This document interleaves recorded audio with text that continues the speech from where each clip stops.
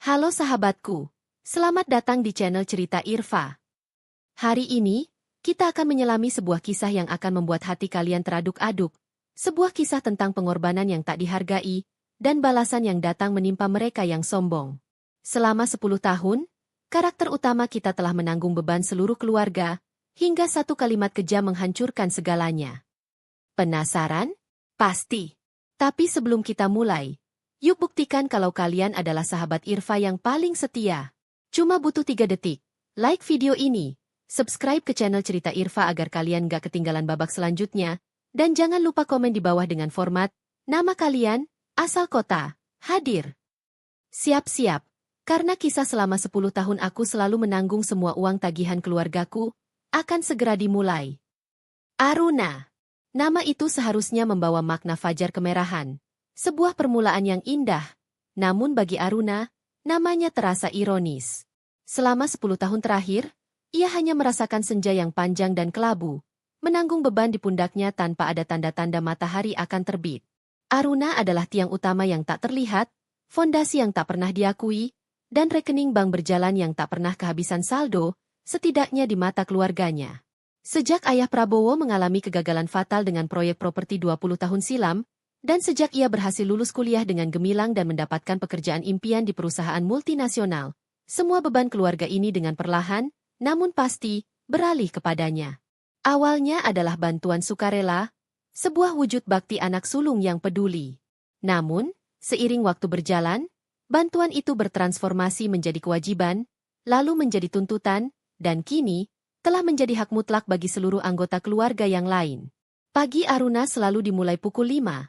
Bukan karena ia ingin meditasi atau berolahraga, melainkan karena ia harus menyortir semua tagihan yang menumpuk di meja makan sebelum keluarganya turun.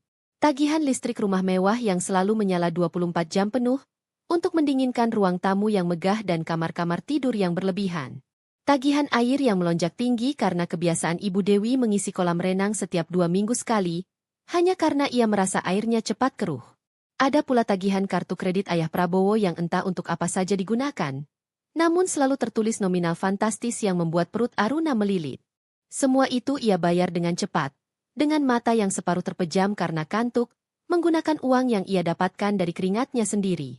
Keringat yang dihasilkan dari belasan jam di depan layar, dari lobi-lobi yang melelahkan dengan klien asing, dari lembur tak berujung yang membuat ia kehilangan semua waktu mudanya.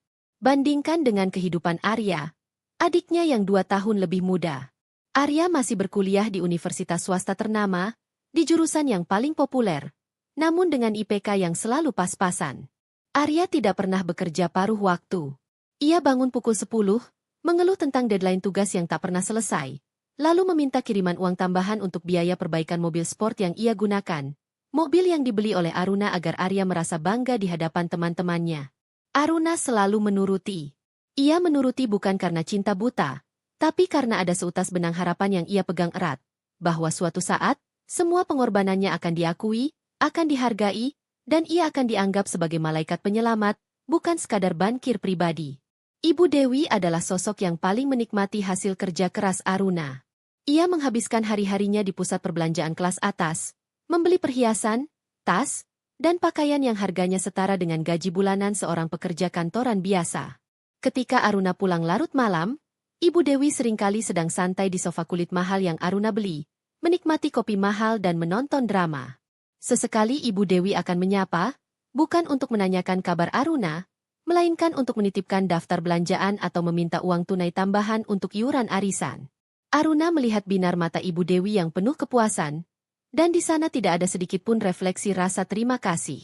Yang ada hanyalah anggapan bahwa semua kemewahan ini adalah standar hidup mereka. Dan Aruna, si sulung yang sukses, harus menyediakannya. Penggunaan kata ibu alih-alih mama ia ucapkan dalam hati, sebuah pemisahan emosional yang ia ciptakan. Ibu adalah gelar kehormatan, namun Ibu Dewi telah lama gagal menjadi sosok ibu yang menghargai anaknya. Perlakuan ayah Prabowo jauh lebih menyakitkan.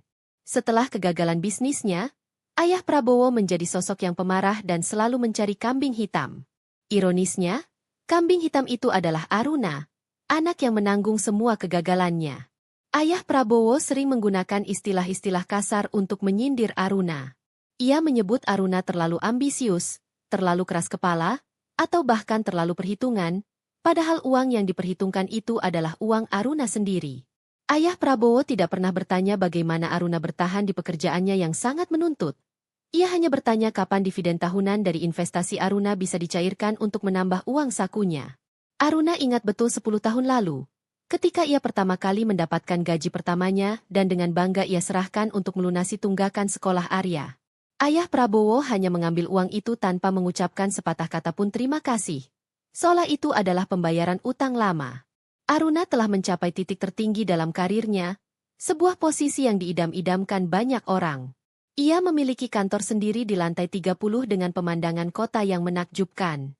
Namun, keindahan di luar jendela itu tidak pernah ia nikmati. Pikirannya selalu dipenuhi oleh angka-angka, cicilan KPR rumah keluarga yang masih berjalan atas nama ayah Prabowo, padahal yang membayar adalah Aruna, asuransi kesehatan yang premiumnya selalu Aruna tingkatkan agar keluarganya mendapat perawatan terbaik, dan dana liburan tahunan keluarga ke luar negeri yang juga Aruna sediakan. Ia bahkan membayar gaji supir dan asisten rumah tangga di rumah itu.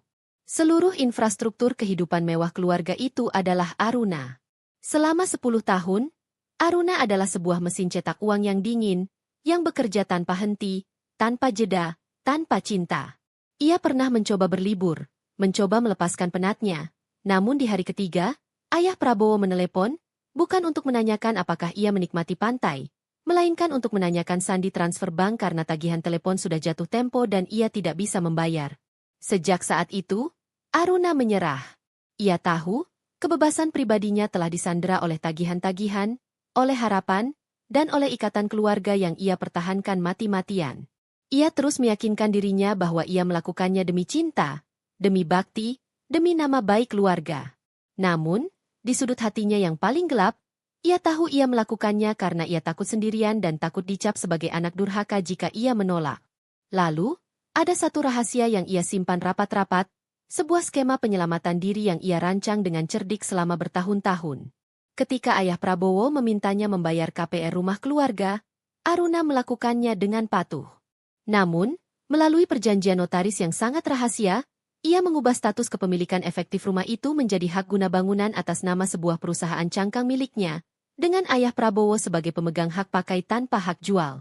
Artinya, ayah Prabowo, Ibu Dewi, dan Arya menikmati rumah itu sepenuhnya. Namun secara hukum, kunci rumah itu berada di tangan Aruna. Mereka menikmati kemewahan, tetapi mereka tidak memiliki apa-apa. Mereka hidup dalam ilusi kepemilikan, sebuah ilusi yang sepenuhnya dikendalikan oleh Aruna. Inilah yang membuat senyum Aruna kadang terlihat aneh. Senyum yang menyimpan kekuatan dan rencana jangka panjang. Malam itu, Aruna kembali ke rumah dengan langkah gontai. Ia baru saja menyelesaikan penandatanganan kontrak megaproyek yang akan memberinya bonus yang sangat besar, cukup untuk melunasi semua sisa utang KPR dan melunasi biaya kuliah Arya. Ia merasa lega, ini adalah puncak pengorbanannya. Setelah semua ini lunas, ia berjanji pada dirinya sendiri, ia akan mulai menuntut pengakuan, atau setidaknya, sebuah ucapan terima kasih yang tulus. Saat ia membuka pintu, ia mendengar tawa riang dari ruang keluarga. Arya sedang mencoba jaket limited edition baru yang harganya selangit, kado dari ayah Prabowo, dengan uang yang tentu saja Aruna transfer ke ayah Prabowo beberapa hari lalu. Ibu Dewi memandang Arya dengan penuh kebanggaan, memuji betapa cocoknya jaket itu. Aruna berdiri di ambang pintu, kelelahan. Tidak ada yang menyadari kehadirannya. Setelah keheningan yang panjang, Ibu Dewi menyadari Aruna berdiri di sana. Ia tidak menyapa, melainkan langsung menyambar tas Aruna. "Oh, Aruna, untung kamu sudah pulang. Uang tunai ibu sudah habis. Tolong transfer 5 juta lagi malam ini juga. Besok ibu ada pertemuan penting dan harus terlihat maksimal." Ibu Dewi berkata dengan nada memerintah, seolah Aruna adalah kasir pribadinya yang on-call 24 jam. Aruna hanya mengangguk pelan, tanpa protes, terlalu lelah untuk berdebat. Ia hanya ingin mandi, tidur, dan melupakan semua ini sejenak. Namun, pemandangan kebahagiaan Arya dengan jaket baru dan tuntutan Ibu Dewi di saat ia baru saja pulang dari medan perang finansial, menghantamnya. Mengapa pengorbananku selalu diabaikan, dan kegembiraan mereka selalu didanai olehku? Tanya Aruna dalam hati. 10 tahun telah berlalu, dan ia masihlah aku, yang tak terlihat. Aku, yang hanya berfungsi sebagai penyedia. Malam itu, di tengah kemewahan yang ia ciptakan, Aruna merasakan kehampaan yang sempurna. Ia tahu, sebuah konflik besar sudah di depan mata. Ia telah menanggung tagihan terakhir. Kini ia hanya menunggu kata-kata kejam yang akan membebaskannya. Sebuah kepastian yang dingin dan sunyi. 7 hari setelah Aruna menyelesaikan penandatanganan kontrak mega proyek dan membayar lunas jaket Arya, suasana rumah justru tidak membaik. Kelegaan finansial yang seharusnya ia rasakan malah berganti dengan ketegangan. Ia telah melunasi semua utang tersisa di bulan itu, termasuk biaya kuliah semester akhir Arya yang nominalnya setara dengan gaji manajer di banyak perusahaan. Secara teknis, ini adalah tagihan terakhir yang benar-benar besar. Sesuai janjinya pada diri sendiri, Aruna memutuskan inilah waktunya. Waktunya untuk bicara, untuk menuntut pengakuan yang telah ia tunda selama 10 tahun. Ia ingin menghentikan siklus ini, atau setidaknya, mengubah perannya dari bankir menjadi anggota keluarga yang dihargai. Aruna merencanakan momen itu dengan hati-hati. Ia bahkan memesan makanan dari restoran favorit Ibu Dewi dan Ayah Prabowo, memasaknya dengan tangannya sendiri, sebuah usaha langka yang ia lakukan di tengah jadwalnya yang padat. Ia ingin menciptakan suasana kehangatan yang telah lama hilang. Saat makan malam tiba, meja dipenuhi hidangan lezat. Arya, Ibu Dewi, dan Ayah Prabowo duduk dengan santai, menikmati makanan tanpa menanyakan bagaimana Aruna bisa menyiapkan semuanya di tengah kesibukan kantornya.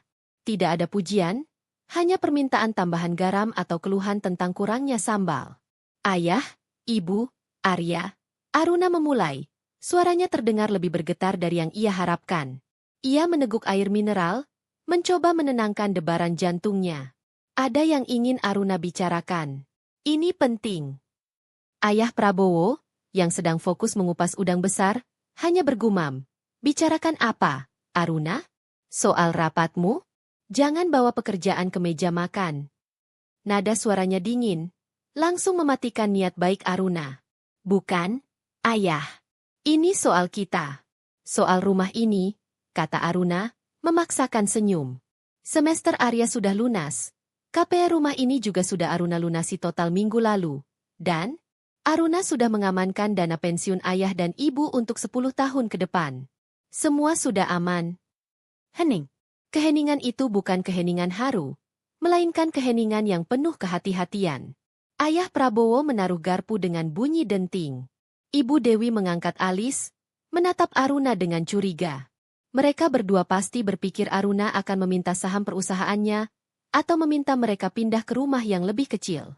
Bagus kalau semua sudah lunas, balas Ayah Prabowo, nada suaranya berubah datar, tanpa sedikit pun rasa terima kasih. Memang sudah seharusnya begitu. Kau anak sulung yang sukses. Nak, masa? Ayah dan ibu harus repot memikirkan hal-hal kecil seperti itu. Kata-kata Ayah Prabowo menghantam Aruna seperti balok es. Hal-hal kecil? Hampir seluruh gaji dan waktu mudanya ia korbankan untuk hal-hal kecil itu. Ayah, Aruna menarik napas dalam-dalam. Aruna minta maaf. Tapi ini bukan hal kecil. Selama 10 tahun, sejak Aruna lulus, Aruna tidak pernah mengambil gaji penuh untuk diri sendiri. Semua gaji Aruna, bonus, dan investasi, masuk ke sini. Untuk tagihan kalian, untuk gaya hidup kalian. Aruna bahkan menunda semua rencana pribadi, tidak punya waktu untuk berkencan, tidak sempat memikirkan pernikahan, karena Aruna harus memastikan tagihan rumah, mobil, liburan, dan kuliah Arya lunas tepat waktu. Arya yang tadinya asyik bermain ponsel akhirnya mendongak. Ia terlihat sedikit terkejut. Namun bukan karena rasa bersalah, melainkan karena kesal Aruna merusak momen makannya. Apa-apaan sih, Kak? Kenapa jadi drama begini? Kan memang kakak mampu. Lagi pula, itu kan tanggung jawab. Kakak yang sukses, wajar dong menopang keluarga. Kata, tanggung jawab, yang keluar dari mulut Arya terasa begitu menghina. Aruna menatap adiknya, mencoba mencari setidaknya sedikit empati, namun yang ia temukan hanyalah mata yang sinis. Tanggung jawab? Arya, kamu tahu berapa biaya hidup yang kamu habiskan setiap bulan? Lebih besar dari biaya hidup ayah dan ibu digabungkan. Aruna mulai meninggikan suaranya, emosi yang selama 10 tahun ia pendam akhirnya meledak. Aku tidak keberatan membantu, tapi setidaknya, hargai usahaku. Tanyakan bagaimana kabarku. Tunjukkan sedikit rasa terima kasih. Selama ini, kalian hanya melihatku sebagai ATM berjalan, sebagai mesin cetak uang. Ibu Dewi, yang selalu menghindari konflik, kini ikut bicara. Wajahnya menunjukkan ekspresi terluka yang dibuat-buat, khas sinetron yang ia tonton setiap hari. Aruna, kenapa kamu bicara seperti itu? Kami ini keluargamu. Apakah kami harus berlutut dan mencium kakimu setiap kali kamu mentransfer uang? Kami berhak atas ini.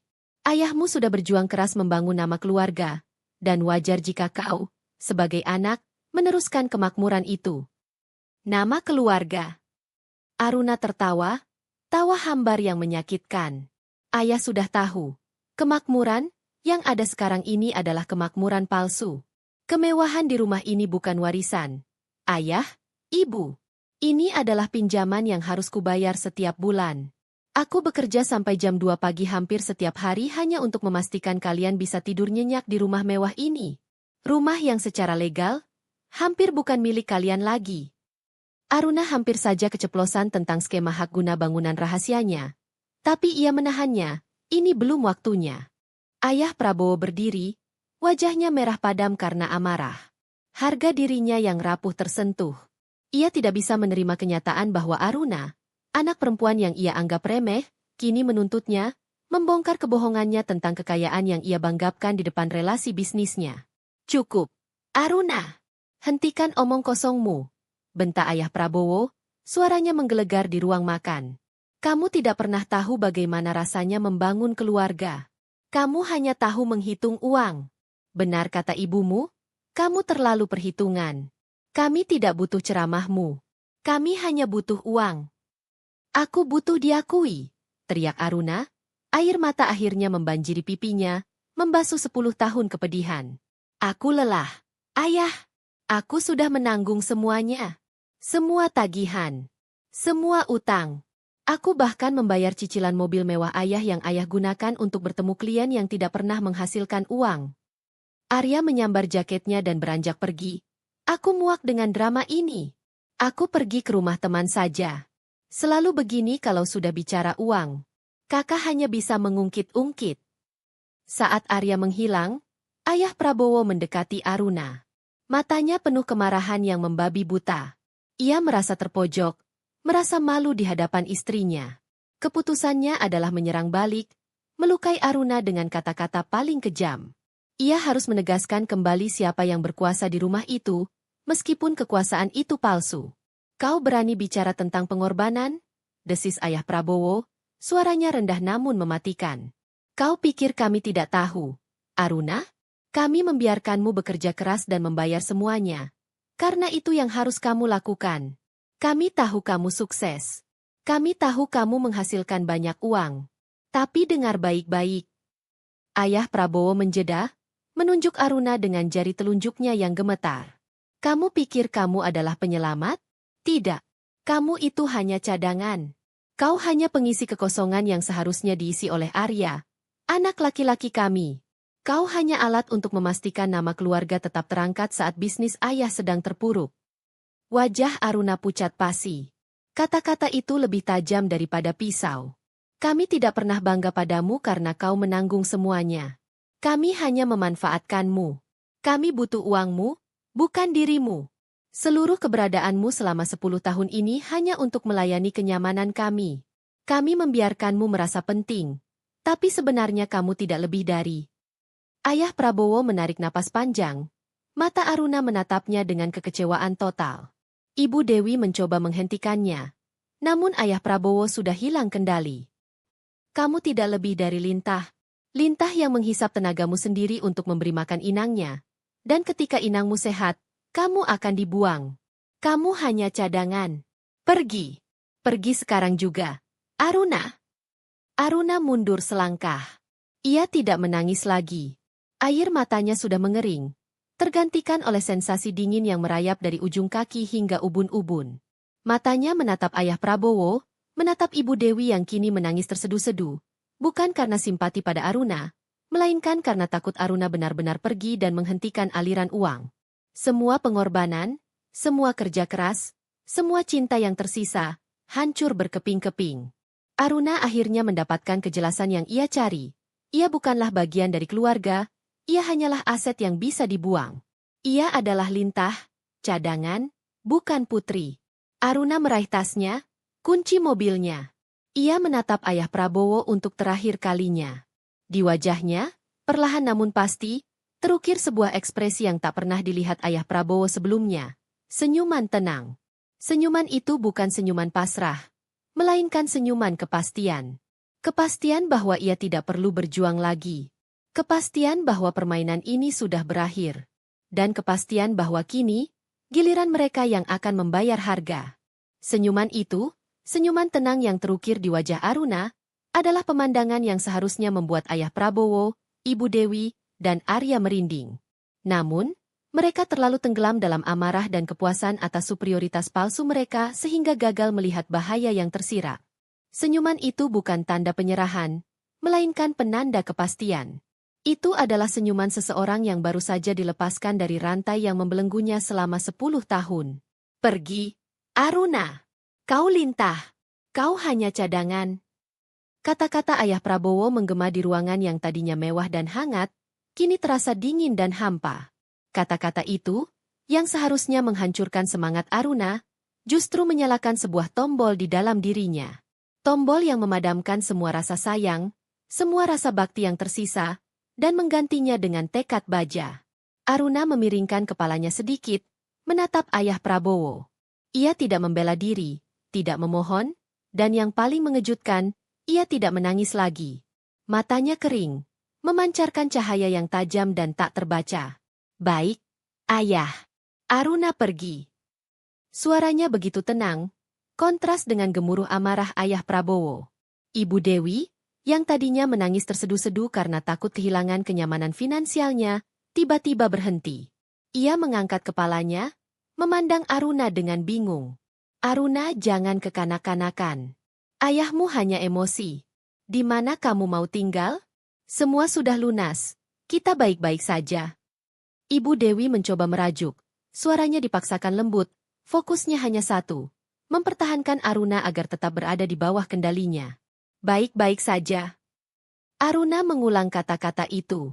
Ibu pikir kita baik-baik saja setelah semua yang ayah katakan? Tidak, Ibu. Kita tidak baik-baik saja. Kalian yang baik-baik saja. Karena Aruna yang menanggung semua keburukan itu. Tapi sekarang, itu sudah berakhir.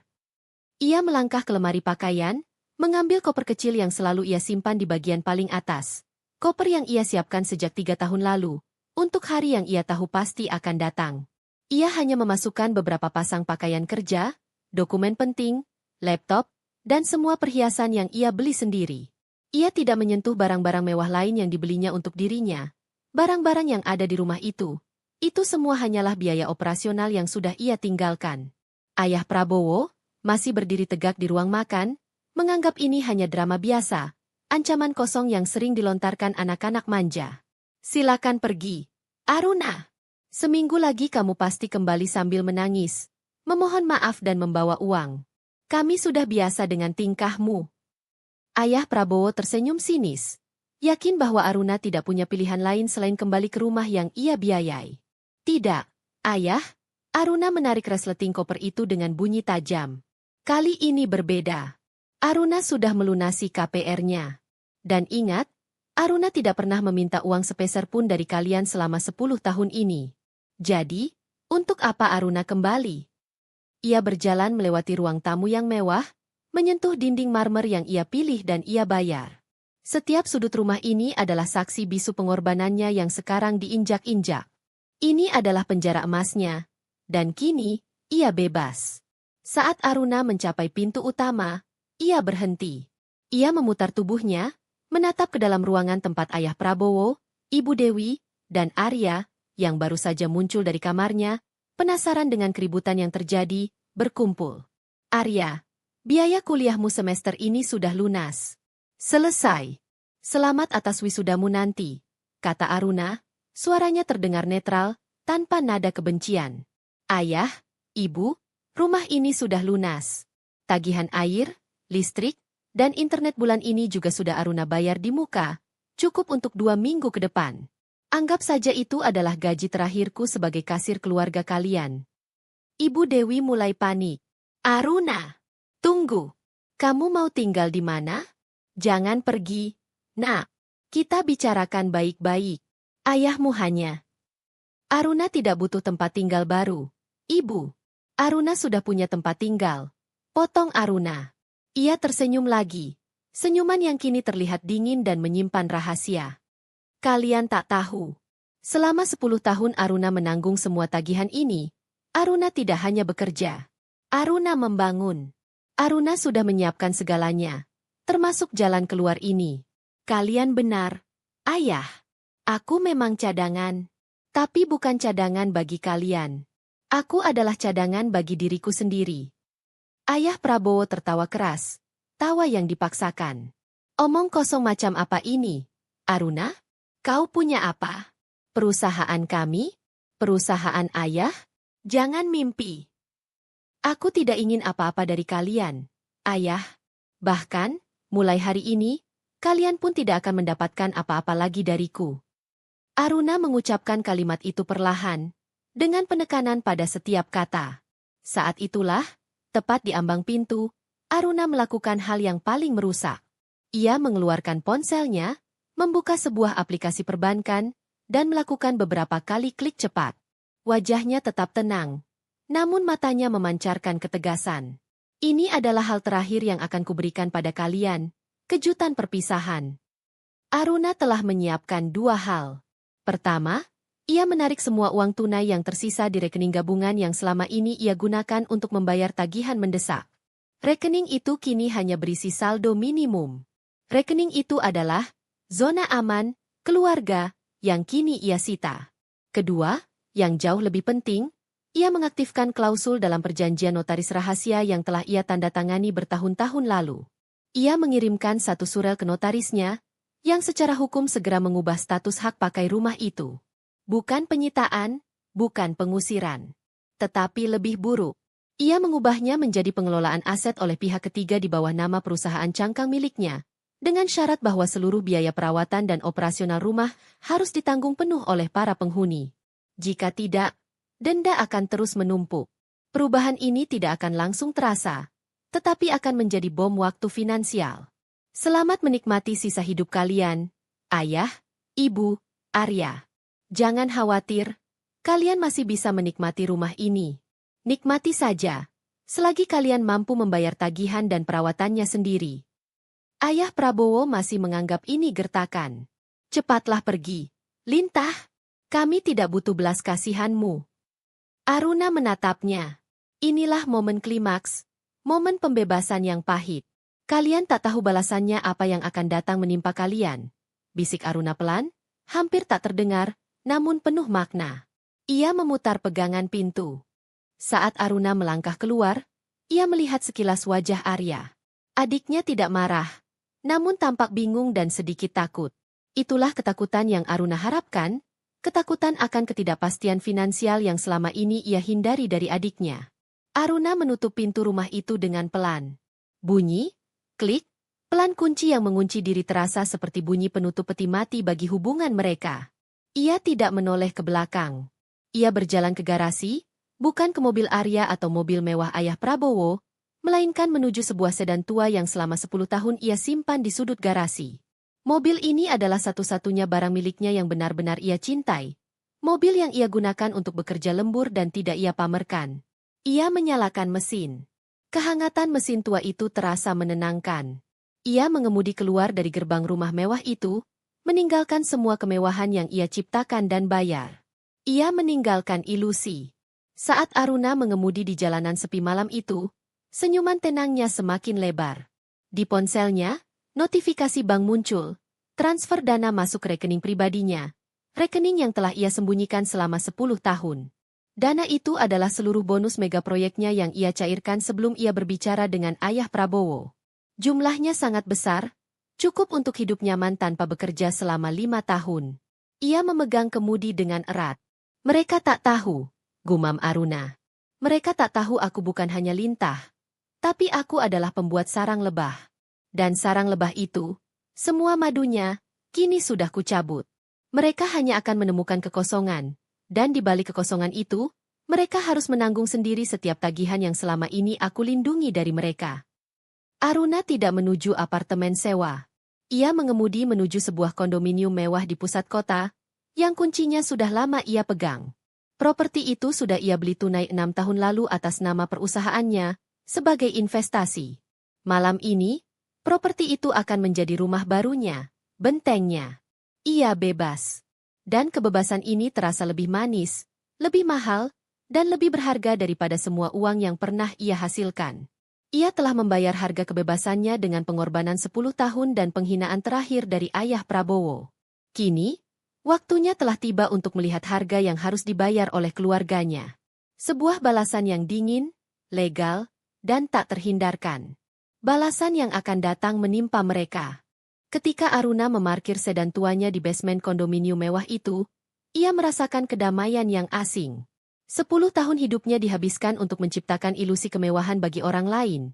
Kini, ia melangkah masuk ke dalam kemewahan nyata yang ia ciptakan untuk dirinya sendiri.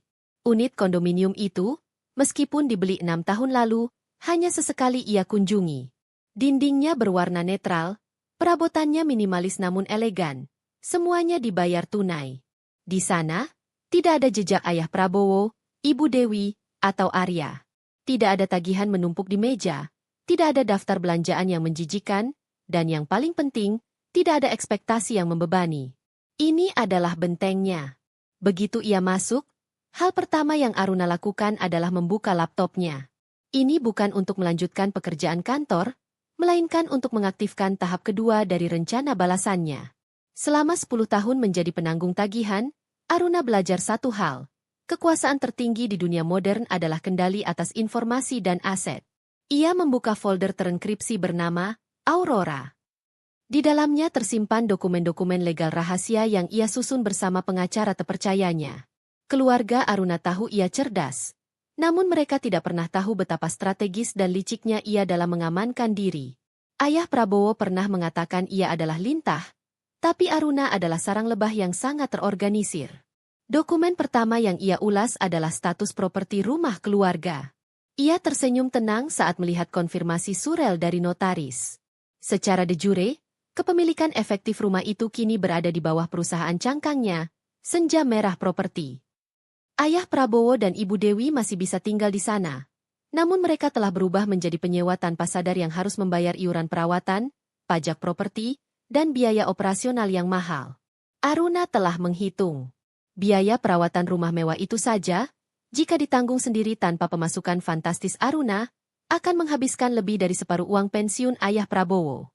Ini adalah hukuman yang elegan dan legal. Mereka dipaksa menanggung beban yang selama ini Aruna pikul, di tengah kemewahan yang dulu mereka nikmati secara cuma-cuma. Selanjutnya, ia meninjau portofolio investasinya.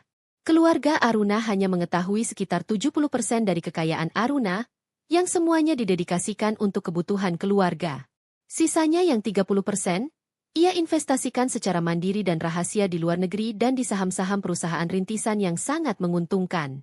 Uang yang ia cairkan saat keluar rumah tadi malam hanyalah dana darurat dari portofolio tersembunyi ini. Mereka mengira aku akan kembali dalam seminggu, menangis dan memohon maaf. Gumam Aruna pada dirinya sendiri, menuangkan segelas air dingin. Mereka tidak sadar. Saat aku pergi, aku membawa seluruh jangkar keuangan mereka. Mereka hanya ditinggalkan dengan cangkang kosong. Pagi hari tiba. Aruna bangun tanpa alarm. Ia tidak perlu buru-buru menyortir tagihan atau memikirkan kebutuhan orang lain. Ia menikmati sarapan sederhana di balkonnya, menghirup udara pagi yang segar. Ini adalah kebebasan. Di sisi lain kota, di rumah mewah yang Aruna tinggalkan, kepanikan perlahan mulai merayap. Ayah Prabowo, Ibu Dewi, dan Arya terbangun di hari pertama tanpa Aruna. Awalnya, mereka menganggap ini seperti hari libur. Ayah Prabowo menggerutu tentang kekejaman Aruna, Ibu Dewi mengeluh tentang kurangnya pelayan, yang juga dibayar oleh Aruna, dan Arya bersiap untuk hangout dengan teman-temannya. Namun, kejutan pertama datang saat sarapan. Ibu Dewi meminta pembantu rumah tangga untuk membuatkan kopi impor favoritnya. Pembantu itu, yang sekarang hanya bekerja paruh waktu karena Aruna sudah mengurangi jam kerjanya. Sebuah langkah yang tidak disadari Ibu Dewi, menjawab dengan canggung bahwa persediaan kopi impor itu sudah habis sejak 3 hari lalu dan belum ada yang memesan ulang. Pesan sekarang. Cepat, perintah Ibu Dewi. Maaf, Bu. Uang belanjaan bulan ini dari Bu Aruna sudah habis. Uang tunai yang kemarin Ibu minta juga sudah dipakai untuk bayar tukang kebun. Jawab si pembantu, jujur. Ibu Dewi mendengus kesal dan bergegas mencari dompetnya. Di sana, ia hanya menemukan uang tunai yang sedikit. Ia mencoba menggunakan kartu kredit pribadinya yang jarang ia sentuh karena ia selalu menggunakan kartu tambahan dari Aruna. Ayah Prabowo mendengar keributan itu. Ia mengambil kartu kredit yang biasa ia gunakan, kartu tambahan dari rekening perusahaan Aruna. Ia berencana membeli kopi impor dan sekalian mengisi bensin mobil. Kartu itu telah dibekukan sejak Aruna menekan tombol send di malam itu. Apa-apaan ini? Kenapa kartunya ditolak? Teriak Ayah Prabowo pada Ibu Dewi. Mana Ibu tahu? Mungkin ada masalah Bang. Ibu Dewi mulai panik. Telepon Aruna. Perintah Ayah Prabowo. Mereka mencoba menelepon Aruna. Tidak dijawab. Mereka mengirim pesan WhatsApp, menyalahkan masalah kartu kredit, mengatakan ini pasti ulah Bang. Di kondominiumnya, Aruna melihat pesan-pesan itu. Ia hanya tersenyum tenang. Ia tidak membalas. Ia tahu, Ayah Prabowo dan Ibu Dewi masih menganggapnya sebagai customer service keuangan mereka, yang harus segera menyelesaikan masalah kecil ini. Mereka belum sadar. Mereka masih dalam fase penolakan. Hari-hari berikutnya, ketidaknyamanan itu semakin besar. Tagihan telepon pasca bayar mahal milik Arya tiba-tiba terputus karena batas pembayaran jatuh tempo telah dilewati, dan Aruna tidak lagi mengaturnya agar otomatis terbayar. Arya, yang baru pertama kali mengalami layanan teleponnya terputus, marah besar. Ia menyalahkan Ayah Prabowo dan Ibu Dewi, bukan Aruna. Ini semua salah Ayah. Kenapa Ayah biarkan Kak Aruna pergi? Sekarang siapa yang bayar tagihan? Teriak Arya, panik karena tidak bisa menghubungi teman-temannya. Ia tidak peduli pada pengorbanan Aruna, ia hanya peduli pada gangguan terhadap gaya hidupnya. Ayah Prabowo mencoba menghubungi relasi bisnisnya, meminta pinjaman jangka pendek untuk menambal lubang yang tiba-tiba menganga. Namun, Ayah Prabowo lupa bahwa reputasinya, termasuk mobil mewah yang ia gunakan untuk bertemu klien, dan alamat rumah yang megah, semuanya didukung oleh stabilitas finansial Aruna. Saat ia mulai terlihat goyah, para relasi bisnisnya menjauh, takut terseret dalam masalah keuangan Ayah Prabowo yang sudah lama mereka curigai. Ibu Dewi, dalam keputusasaan, akhirnya menghubungi Aruna melalui surel kantor. Isi surel itu bukan permintaan maaf, melainkan tuntutan. Dari Ibu Dewi subjek, masalah keuangan yang harus kamu bereskan. Aruna, ayahmu sangat marah. Kartu kredit kami diblokir. Telepon Arya terputus. Ini memalukan. Jangan egois. Kamu harus segera kembali dan menyelesaikan semua ini. Ini tanggung jawabmu sebagai anak. Kami tidak bisa hidup seperti ini. Ini rumahmu. Pulang sekarang dan perbaiki. Aruna membaca surel itu, dan tawa kecilnya pecah. Begitu arogan, begitu penuh tuntutan, bahkan dalam kondisi terpojok. Ia membalasnya dengan singkat dan profesional, tanpa emosi, tanpa menyebut kata ayah atau ibu. Kepada Dewi Subjre, masalah keuangan yang harus kamu bereskan. Itha. Ibu Dewi, semua rekening yang terkait dengan nama saya telah saya tutup dibekukan. Semua tagihan yang saya bayar secara otomatis telah dihentikan. Semua urusan finansial yang terkait dengan rumah tersebut kini menjadi tanggung jawab penuh para penghuni. Seperti yang sudah saya sampaikan pada Anda dan Bapak Prabowo, saya telah melunasi KPR dan biaya operasional 2 minggu ke depan. Tidak ada lagi yang menjadi tanggung jawab saya. Saya menyarankan Anda menghubungi bank atau mencoba menggunakan dana yang Anda miliki sendiri untuk mengatasi ketidaknyamanan tersebut. Salam hormat, Aruna. Balasan surel itu adalah pukulan telak. Itu adalah surat resmi yang menyatakan bahwa ATM mereka benar-benar telah dimatikan. Mereka menyadari, perlahan, bahwa ini bukanlah ancaman kosong. Ini adalah keputusan final. Mereka mulai panik. Tapi masih dalam lingkup yang bisa mereka tangani. Mereka menjual beberapa perhiasan Ibu Dewi yang tidak terlalu penting untuk menambal tagihan yang paling mendesak, meyakinkan diri bahwa Aruna akan luluh ketika melihat mereka sedikit kesulitan. Mereka tidak tahu, di balik pintu tertutup kondominium Aruna, ia sedang menikmati setiap detik kepanikan mereka. Senyuman tenang Aruna kini adalah senyuman perencanaan yang matang. Ia tahu gelombang besar kehancuran baru akan dimulai. Dan ia sudah menunggu. 3 minggu telah berlalu sejak kepergian Aruna. Di rumah mewah itu, suasana berubah dari keheningan penuh kemewahan menjadi kekacauan yang penuh keputusasaan. Lampu-lampu di beberapa sudut rumah sudah mati karena Ibu Dewi menolak mengganti lampu LED yang mahal, menganggap itu pemborosan. Kolam renang yang biasanya berkilauan kini keruh dan berwarna hijau lumut, karena biaya perawatan rutin sudah terhenti.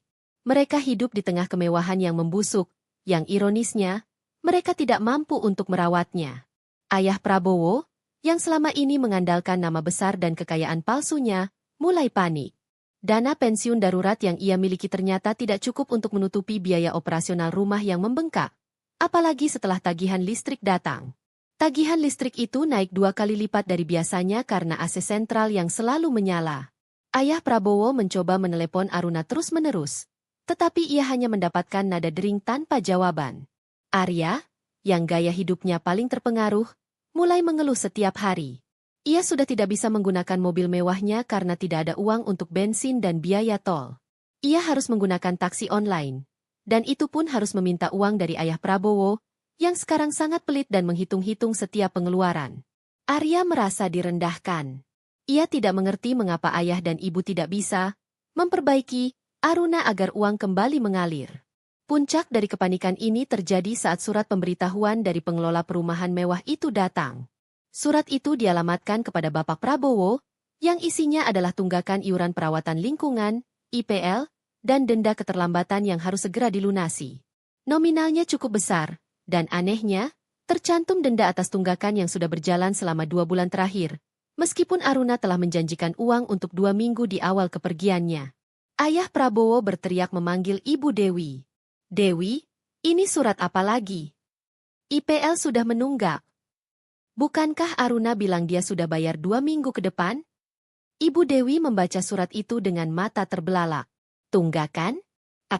Aruna selalu bayar otomatis. Ini tidak mungkin. Dia pasti berbohong. Mereka mendiskusikan masalah ini dengan Arya. Arya, yang lebih mahir menggunakan internet, memutuskan untuk mencari tahu kejanggalan ini. Ia mengecek rekening bank utama keluarga, yang selama ini dikendalikan oleh Aruna, dan menemukan satu hal yang mencurigakan. Setiap transfer IPL dan tagihan besar lainnya selalu dilakukan dari rekening perusahaan yang namanya aneh, PT Senja Merah Properti. Ayah, Ibu, ini aneh. Semua uang yang kakak transfer itu berasal dari perusahaan ini. Padahal kakak bekerja di perusahaan multinasional, bukan di sini, ujar Arya, menunjukkan bukti transfer. Ayah Prabowo merasa ada yang tidak beres. Ia teringat kata-kata Aruna saat ia pergi, rumah ini sudah lunas. Dan ingat, Aruna tidak pernah meminta uang sepeser pun dari kalian selama 10 tahun ini. Panggil pengacara kita. Perintah Ayah Prabowo. Kita harus tahu tentang perusahaan ini. Aku curiga ini akal-akalan Aruna untuk menyembunyikan uang dari pajak. Dan kenapa IPL ini menunggak? Dia pasti ingin mempermalukan kita. Pengacara keluarga, Tuan Haris, datang keesokan harinya. Setelah memeriksa dokumen kepemilikan rumah dan menelusuri data perusahaan, Tuan Haris kembali dengan wajah tegang. Pak Prabowo, Bu Dewi, ada sesuatu yang mengejutkan. Mengenai rumah ini, ya, KPR-nya lunas, itu benar.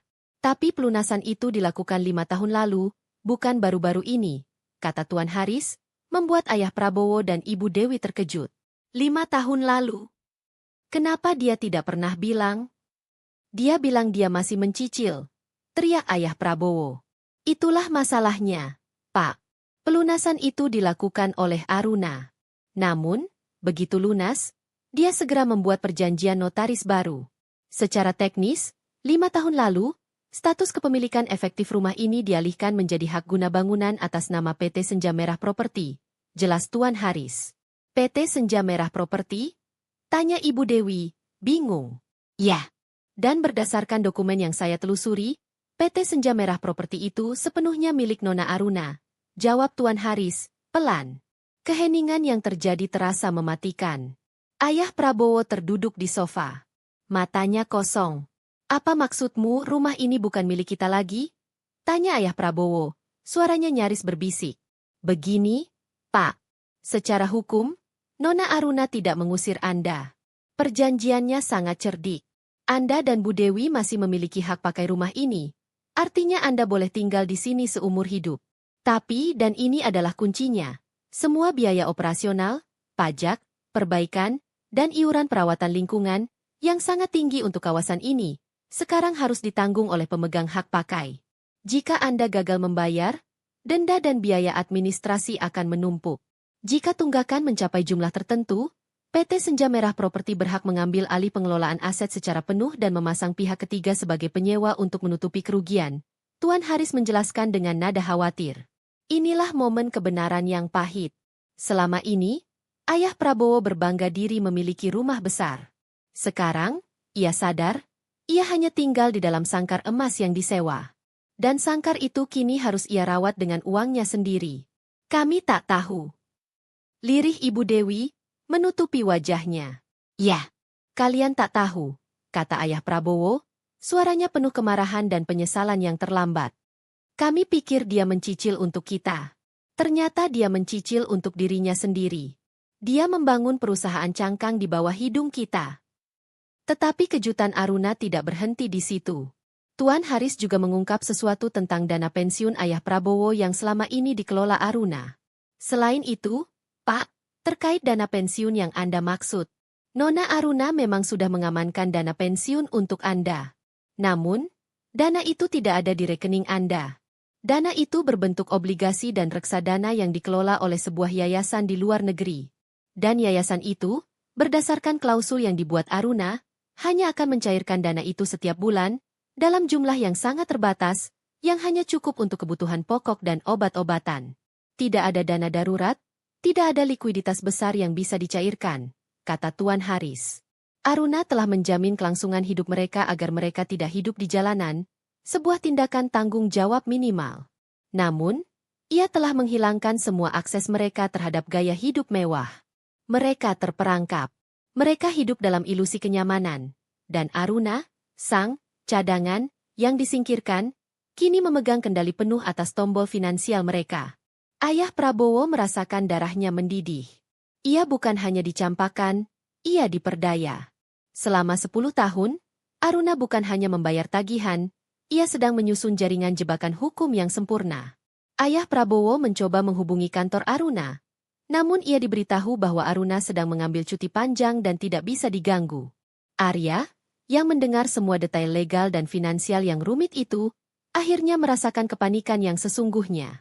Ia menyadari bahwa mobil, uang saku, biaya kuliah, dan harga dirinya selama ini adalah donasi dari seseorang yang sekarang telah menarik semua dukungannya. Kita harus telepon kakak lagi. Ayah, kita harus minta maaf. Kita harus bilang kita butuh dia. Desak Arya, suaranya gemetar. Untuk apa? Agar dia tertawa di hadapan kita? Raung Ayah Prabowo. Dia sudah merencanakannya. Arya, dia sudah merencanakan ini sejak lama.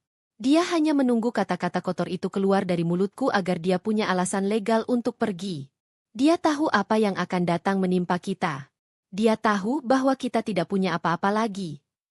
Malam itu, di kediaman mewah yang kini terasa seperti monumen kegagalan, Ayah Prabowo, Ibu Dewi, dan Arya duduk dalam keheningan yang panjang. Listrik dipadamkan di beberapa ruangan untuk menghemat biaya. Mereka makan seadanya. Mereka mulai merasakan sedikit demi sedikit beban tagihan yang selama ini dipikul Aruna. Mereka tak tahu bahwa, di tengah kesibukan mereka mencari uang untuk membayar IPL yang menunggak, Aruna kini sedang berada di sebuah lobi perusahaan investasi besar, menutup sebuah proyek yang akan membuatnya jauh lebih kaya dari sebelumnya. Senyum tenang Aruna di malam kepergiannya kini, adalah senyum kemenangan atas sebuah permainan catur finansial yang telah ia menangkan telak. Di kondominiumnya yang tenang, Aruna menjalani kehidupan yang ia impikan sejak 10 tahun lalu. Ia menghabiskan paginya dengan berolahraga ringan, menikmati kopi yang benar-benar ia pilih, dan bekerja dengan fokus penuh di kantornya yang baru. Kantor barunya bukanlah perusahaan multinasional yang dulu ia pimpin. Ia telah mengajukan surat pengunduran diri, beralih menjadi konsultan finansial independen, sebuah langkah yang tidak berisiko, mengingat portofolio rahasia yang ia miliki. Kini, ia bekerja untuk dirinya sendiri, dengan bayaran yang jauh lebih tinggi dan jadwal yang sepenuhnya fleksibel. Aruna tahu, di rumah lama, kepanikan pasti sudah mencapai puncaknya. 3 minggu dengan tagihan yang menumpuk sudah cukup untuk menggerogoti mental ayah Prabowo dan Ibu Dewi. Sekarang, saatnya untuk mengencangkan tali pengekang, memastikan mereka tidak bisa bernapas lega sedikitpun. Aruna menyadari, meskipun ia sudah memblokir kartu dan mengungkapkan status kepemilikan rumah, masih ada beberapa jalur keuangan yang bisa mereka manfaatkan. Langkah pertama yang Aruna ambil adalah mengirim surat resmi kepada Bank Indonesia, meminta peninjauan ulang status kredit dan utang ayah Prabowo yang sudah lunas. Secara teknis utangnya sudah lunas, namun Aruna meminta agar skor kredit ayah Prabowo tetap diperhatikan karena riwayat gagal bayar di masa lalu. Meskipun ayah Prabowo memiliki dana pensiun terbatas, langkah Aruna ini memastikan ayah Prabowo tidak akan bisa mendapatkan pinjaman jangka pendek dari bank manapun. Pintu pinjaman, yang merupakan jalur keluar paling umum bagi mereka yang panik finansial, telah tertutup rapat. Langkah kedua adalah menangani Arya. Aruna menemukan bahwa Arya telah mencoba menjual beberapa perhiasan Ibu Dewi yang tersisa dan berniat menggunakan uangnya untuk membeli mobil bekas yang lebih murah. Aruna tidak menghentikan penjualan perhiasan itu, karena itu adalah hak Ibu Dewi. Namun, begitu Arya menemukan mobil yang cocok, Aruna mengambil tindakan.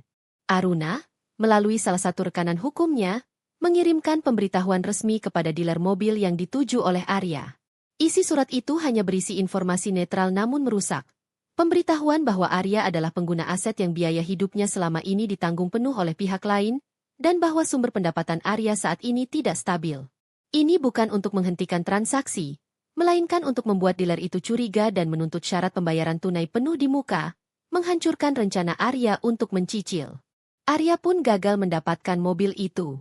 Aruna melakukan semua ini dari balik layar, tanpa kontak langsung, menjaga ketenangan emosionalnya. Balas dendam ini, bagi Aruna, adalah sebuah proyek. Proyek penegakan keadilan dan pemulihan harga diri. Di sisi lain kota, keluarga itu sekarang benar-benar berada di titik terendah. Setelah kegagalan Arya mendapatkan mobil, amarah Arya meledak. Ia menyalahkan ayah Prabowo, karena tidak bisa mengelola uang dan Ibu Dewi karena terlalu boros. Rumah itu kini dipenuhi pertengkaran. Ayah, apa yang harus kulakukan sekarang? Aku tidak bisa pergi kuliah. Aku dipermalukan di depan teman-temanku karena naik transportasi umum. Teriak Arya, menggebrak meja makan yang sudah kusam karena jarang dibersihkan secara profesional. Diam, Arya. Ayah sedang pusing, balas ayah Prabowo. Ia baru saja diusir dari klub golf langganannya, karena tunggakan iuran anggota yang selama ini dibayar Aruna. Reputasinya hancur. Ini semua gara-gara si Aruna itu. Dia iblis berwajah malaikat. Ibu Dewi kini mencoba cara yang paling menyakitkan, memohon dan memelas. Ia tahu betapa Aruna mencintai dan menghormati dirinya, meskipun ia tidak pernah menunjukkan balasan yang setimpal. Ibu Dewi mencoba menelepon Aruna dari nomor yang berbeda-beda, termasuk dari ponsel Ibu Dewi yang baru ia beli dengan uang sisa penjualan perhiasan. Pada suatu sore yang sunyi di kondominium Aruna, teleponnya berdering dengan nomor tak dikenal. Aruna tahu itu pasti Ibu Dewi. Ia mengangkatnya. Halo? Suara Aruna terdengar profesional dan dingin. Aruna! Saya. Ini Ibu. Nak? Suara Ibu Dewi terdengar dipaksakan lembut, diselipi isakan palsu. Nak, pulanglah. Kami merindukanmu. Ayahmu sudah menyesal. Dia sangat merindukanmu. Kamu di mana? Ibu akan menjemputmu sekarang. Maaf, siapa ini? Tanya Aruna, mempertahankan suaranya yang netral. Ini ibumu, Aruna. Ibu Dewi. Jangan bercanda. Nak, pulanglah. Kami tidak bisa hidup tanpamu. Kamu tahu, rumah ini terasa hampa. Arya sakit. Nak. Dia stres karena mobilnya, karena kuliahnya. Demi ibu, nak, demi keluarga kita. Pulanglah, kami butuh kamu. Kami janji akan menghargaimu. Ibu Dewi memohon, Terdengar seperti sedang membacakan naskah. Aruna menarik napas dalam-dalam. Ibu Dewi, saya sudah mengirimkan surel dengan jelas. Saya tidak bisa kembali. Saya sudah memulai hidup baru. Dan mengenai janji penghargaan, Ibu, itu adalah hal yang seharusnya Ibu berikan selama 10 tahun terakhir, bukan sebagai alat negosiasi saat Ibu kesulitan. Aruna, kamu egois. Suara Ibu Dewi tiba-tiba berubah, kemarahan sejati muncul dari balik kepura-puraan. Kamu tidak punya hati. Kami ini orang tuamu. Kamu tidak takut kualat. Aruna, ingat semua yang kami berikan padamu saat kecil. Semua yang Ibu berikan padaku saat kecil, Ibu sudah meminta balasannya 10 kali lipat. Saya sudah melunasinya. Bahkan lebih. Dan mengenai kualat, Ibu, ayah yang mengusir saya. Ayah yang menyebut saya lintah dan cadangan. Saya hanya menuruti perintah ayah. Saya hanya pergi, jawab Aruna dengan tenang. Kata-kata ayah Prabowo ia gunakan kembali sebagai perisai. Tolong jangan hubungi saya lagi. Ibu, ini sudah keputusan final. Aruna menutup telepon. Ia tidak menangis, tidak menyesal. Ia hanya merasakan ketenangan yang sempurna. Ia tahu bahwa pertengkaran yang terjadi di bab 2 adalah trigger yang ia tunggu. Dan kini, ia telah berhasil melewati uji coba emosional yang Ibu Dewi berikan. Langkah terakhir Aruna di bab 6 ini adalah yang paling kejam. Ia menghubungi pengelola properti untuk rumah lamanya dan secara resmi menunjuk manajer properti baru dari perusahaan cangkangnya. Manajer baru itu bertugas memastikan bahwa tunggakan IPL dan biaya perawatan rumah dibayar tepat waktu. Namun dengan satu syarat kejam, uangnya ditarik langsung dari dana pensiun ayah Prabowo yang hanya cair terbatas setiap bulan. Ini berarti, setiap bulan, ayah Prabowo dan Ibu Dewi akan menerima uang pensiun yang semakin menipis. Mereka dipaksa membayar biaya operasional rumah mewah yang tidak bisa mereka jual atau tinggalkan, menggunakan uang yang seharusnya untuk makanan dan obat-obatan. Aruna duduk kembali di kursinya, menatap kota dari lantai atas. Ia telah mengencangkan tali pengekang. Tali itu tidak mencekik sampai mati, melainkan mencekik perlahan, membuat mereka merasa sakit, malu, dan tidak nyaman setiap hari. Mereka terperangkap dalam kemewahan yang ia ciptakan, dan mereka harus menanggung biayanya sendiri. Balasannya bukan keruntuhan total, tetapi penderitaan harian yang memalukan. Dan mereka, ayah Prabowo, Ibu Dewi, dan Arya, tak punya pilihan selain merasakan setiap tarikan tali itu. 2 bulan berlalu setelah Aruna menutup telepon Ibu Dewi. Di rumah mewah itu, kegelapan dan kebisuan semakin mendominasi. Mereka mengurangi pemakaian listrik secara drastis. Kini ayah Prabowo, Ibu Dewi, dan Arya lebih sering berkumpul di satu ruangan yang lampunya menyala, makan makanan yang dimasak sendiri dengan bahan seadanya. Kemewahan mereka telah berubah menjadi museum yang dingin dan usang. Pukulan pertama datang di sore hari. Sebuah mobil van hitam dengan lambang notaris parkir di depan gerbang. 2 orang pria bertubuh tegap, ditemani oleh Tuan Haris, pengacara keluarga yang kini terlihat sangat canggung, masuk membawa beberapa dokumen. Mereka menyerahkan surat peringatan penyitaan parsial atas beberapa aset bergerak di dalam rumah. Pak Prabowo, Bu Dewi, kata Tuan Haris dengan suara pelan, ini adalah surat resmi dari PT Senja Merah Properti. Karena tunggakan denda perawatan rumah yang terakumulasi, perusahaan berhak menyita beberapa aset berharga. Ini bukan pengusiran, tetapi sebagai jaminan. Yang disita adalah perabotan paling mewah dan berharga di ruang tamu, sofa kulit impor yang Aruna beli, televisi layar datar terbesar, dan beberapa karya seni yang mahal. Barang-barang itu dibeli oleh Aruna, dan melalui dokumen rahasia, kini ditarik kembali sebagai pembayaran denda yang tidak mampu mereka lunasi. Ayah Prabowo hanya bisa melihat dengan mata nanar saat aset-aset yang menjadi simbol statusnya diangkut keluar. Ia merasa malu, terhina.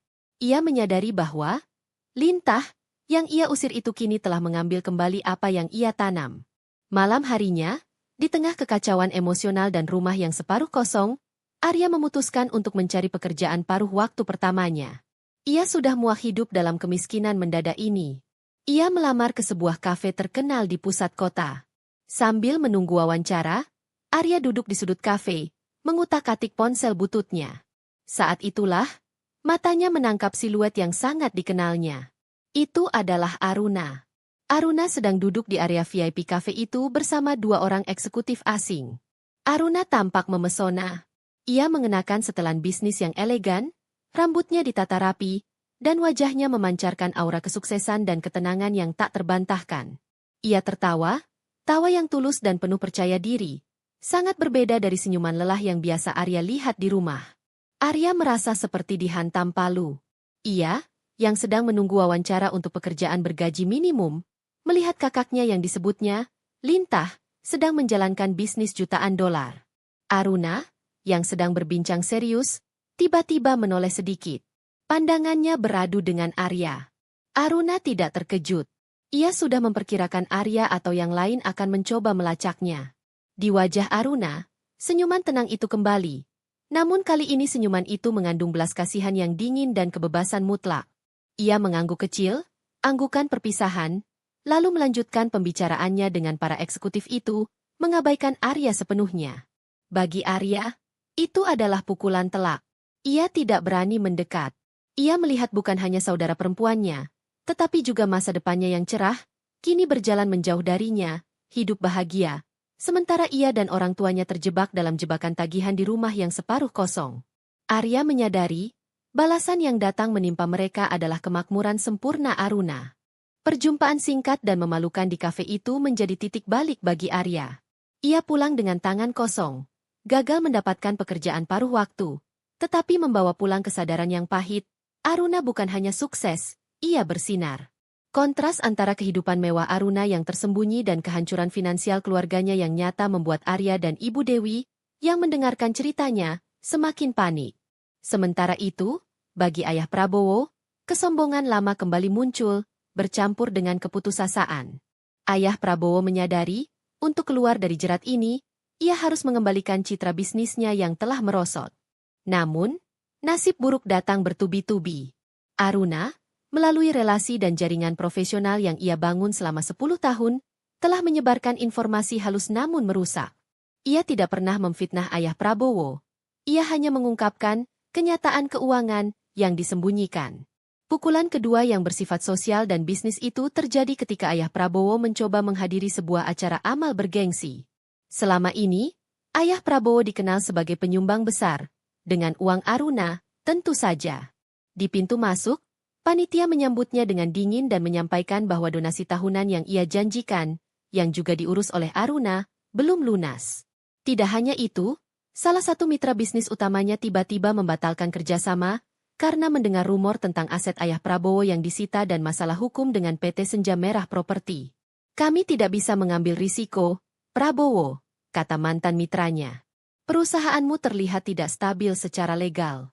Kami dengar properti utamamu sedang dipertanyakan kepemilikannya. Kami harus berhati-hati. Ayah Prabowo terlempar dari lingkaran sosial dan bisnis yang selama ini ia banggakan. Reputasinya runtuh dalam hitungan minggu. Ia tidak lagi memiliki tempat untuk memamerkan kekayaannya yang palsu. Di rumah, Ibu Dewi melihat peluang. Ia menyusun rencana, damai, yang penuh tipu muslihat. Ia tahu, hati Aruna mungkin masih bisa disentuh oleh kata-kata manis. Ia menyuruh Ayah Prabowo dan Arya untuk menulis surat permintaan maaf. Ayah, Arya, kita harus merendahkan diri. Kita minta maaf. Kita katakan kita menyesal. Kita katakan kita butuh dia kembali. Begitu dia pulang, kita ambil alih kendali banknya lagi. Bisik Ibu Dewi, rencana liciknya terbaca jelas. Maka, Ayah Prabowo dengan enggan menulis surat yang penuh penyesalan palsu. Arya menambahkan kata-kata manja tentang kerinduannya pada sang kakak. Surat itu, diketik di atas kertas mahal yang tersisa, dikirimkan melalui kurir ke alamat kantor Aruna yang lama, berharap pesan itu sampai. Saat itu adalah akhir pekan, dan Aruna sedang berada di kondominiumnya. Kurir tersebut, yang diarahkan oleh asisten Aruna di kantor lama, berhasil menemukan alamat baru Aruna. Aruna menerima surat itu. Ia membacanya. Wajahnya tetap tanpa ekspresi saat ia mencermati setiap kalimat yang dibuat-buat, setiap janji yang kosong. Ia tahu, ini bukan permintaan maaf dari hati, melainkan negosiasi uang dari dompet yang kosong. Aruna memutuskan untuk mengakhiri drama ini secara langsung. Ia menelepon nomor rumah lama. Ayah Prabowo yang mengangkat telepon. Suaranya terdengar cemas. Halo? Aruna? Itu kau? Ya, ayah. Aruna sudah membaca suratnya. Jawab Aruna, suaranya tenang dan tegas. Nak, syukurlah. Kamu sudah bacakan? Ayah sangat menyesal. Ayah minta maaf atas kata-kata lintah dan cadangan itu. Itu tidak benar, Nak. Ayah hanya emosi. Kami sangat butuh kamu. Kami sangat menyayangimu. Pulanglah, Nak. Ayah janji, kita mulai lagi dari nol. Ayah Prabowo berusaha keras terdengar tulus. Suaranya bergetar. Terima kasih atas permintaan maaf ini, Ayah, kata Aruna. Tapi Aruna tidak bisa kembali. Kenapa? Semua sudah dimaafkan. Nak, kita ini keluarga. Seru Ayah Prabowo, panik. Keluarga. Aruna tertawa, tawa yang menusuk. Ayah, saat Aruna pergi, Ayah tahu persis apa yang Ayah katakan. Ayah menyebutku lintah, sebutan yang menghilangkan kemanusiaanku. Ayah menyebutku cadangan, sebuah alat yang bisa dibuang. Kata-kata itu, Ayah, telah membebaskan Aruna. Kata-kata itu adalah hadiah yang Aruna butuhkan untuk pergi tanpa rasa bersalah. Jadi, Aruna berterima kasih. Tapi, Nak, kami akan menghargaimu sekarang. Kami janji. Ibu Dewi menyambar telepon itu dari Ayah Prabowo. Ibu Dewi, Aruna memanggilnya dengan sebutan resmi. Penghargaan tidak datang saat saku kosong. Penghargaan adalah rasa terima kasih yang seharusnya ibu tunjukkan saat saku saya penuh. Ibu bertanya mengapa Aruna tidak kembali? Karena Aruna sudah mendapatkan yang Aruna butuhkan. Kebebasan dan kejelasan. Dan Aruna tidak butuh janji palsu untuk menambal kebanggaan ayah yang terluka. Aruna berhenti sejenak. Ayah, Ibu, Arya. Nikmati saja rumah yang sudah lunas itu. Nikmati setiap tagihan, setiap denda, dan setiap ketidaknyamanan yang datang menimpa kalian. Ini adalah harga yang harus kalian bayar untuk 10 tahun hidup yang disubsidi. Jangan hubungi saya lagi. Panggilan ini adalah akhir dari semua komunikasi kita. Aruna menutup telepon tanpa menunggu jawaban. Ia merasakan sedikit nyeri, bukan karena perpisahan, melainkan karena kesadaran bahwa ia harus menjadi sekejam ini untuk melindungi dirinya sendiri. Ia telah menolak permintaan maaf palsu mereka dan mengakhiri permainan. Balasan itu kini dipercepat, dan mereka hanya punya waktu singkat sebelum mencapai jurang kejatuhan total. 6 bulan telah berlalu sejak Aruna menutup komunikasi secara total. Situasi di rumah mewah itu kini telah mencapai titik nadir. Mereka benar-benar memanen badai yang mereka tanam. Dana pensiun Ayah Prabowo yang dicairkan per bulan kini nyaris tidak tersisa.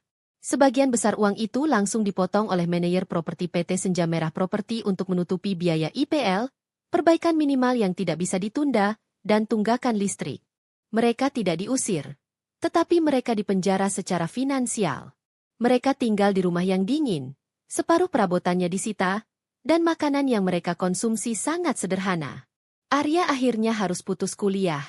Meskipun biaya kuliahnya semester itu sudah lunas, ia tidak mampu membayar biaya operasional, transportasi, dan materi kuliah. Ia mencoba mencari pekerjaan tetap, namun karena riwayat akademiknya yang buruk dan kebiasaan borosnya yang sulit hilang, ia hanya mendapatkan pekerjaan serabutan yang tidak memadai. Ia kini menghabiskan waktunya dalam keputusasaan, menyesali gaya hidupnya yang dulu.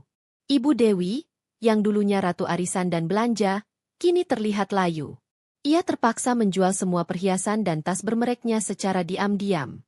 Uang hasil penjualan itu hanya bertahan sebentar, digunakan untuk membeli obat-obatan Ayah Prabowo yang mulai sakit-sakitan karena stres yang ekstrim. Ibu Dewi akhirnya menyadari bahwa semua kemewahan yang ia nikmati adalah ilusi yang ditopang oleh kerja keras Aruna. Puncak kejatuhan itu tiba di tengah musim hujan.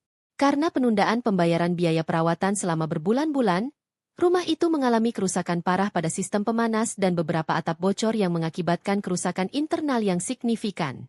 Pihak manajemen PT Senja Merah Properti mengirimkan surat terakhir, menyatakan bahwa karena pelanggaran perjanjian pemeliharaan aset yang terus-menerus, mereka akan mengambil alih pengelolaan penuh dan menempatkan penghuni sementara, penyewa, untuk mengembalikan likuiditas aset.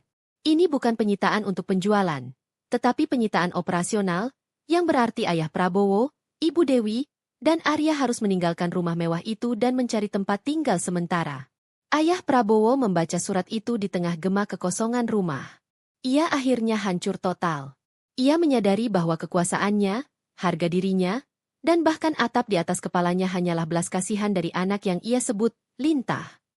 Mereka sekarang benar-benar menjadi gelandangan kelas atas. Mereka harus mengemas sedikit barang yang tersisa.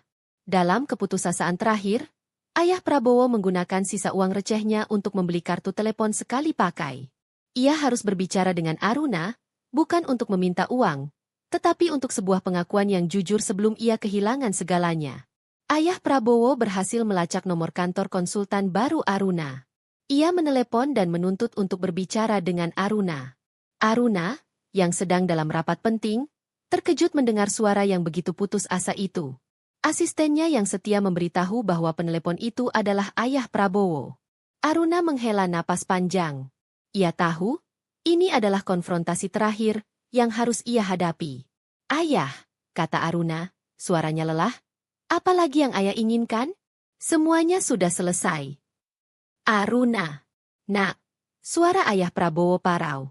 Ia tidak membentak, tidak marah. Ia terdengar seperti pria tua yang rapuh. Kami harus keluar dari rumah itu hari ini.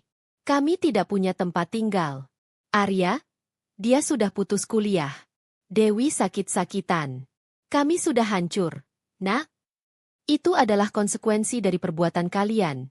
Ayah, jawab Aruna, mencoba menjaga emosinya.